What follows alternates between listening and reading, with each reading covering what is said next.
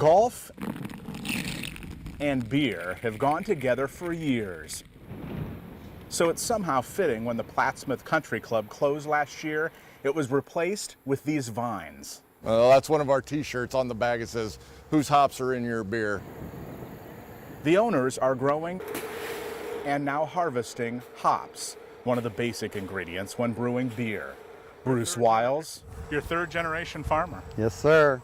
So this is natural? This is pretty natural. It's just a different plant, a different crop. And his wife, Annette. Working with the local brewers and, being able to see something come actually from farm to table and know that you're building your state as well has been pretty incredible. Want to turn hops into a key industry in Nebraska. Right now, the majority of hops are grown in Washington, Oregon, and Idaho. It will take 15 people 4 hours to harvest 170 vines here at Nebraska Hop Yards. But now this machine can do the same amount in an hour.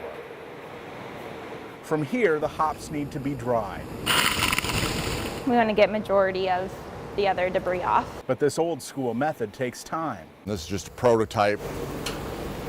It's why the team, with agricultural and engineering help from the University of Nebraska-Lincoln, have built a faster dryer. Big challenges here growing hops is drying them because of the humidity levels we have this time of year. Nebraska brewers love the idea. We try to use local in every way that we possibly can. And Kim Kavalak and her husband Paul will celebrate their 10-year work anniversary next year, the Nebraska Brewing Company. And it was really kind of a family affair. We brewed almost every Sunday afternoon and listened to polka music and had our kids involved from very early. One of those garage beers eventually became the flagship for the Papillion business, the Cardinal Pale Ale.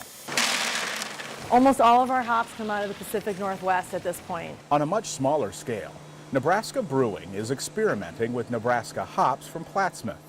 The brewery gives the beer a different name, but the idea is to see if local hops of the same variety and the same cardinal recipe will make the beer better. One recent discovery has both the brewers and the farmers excited.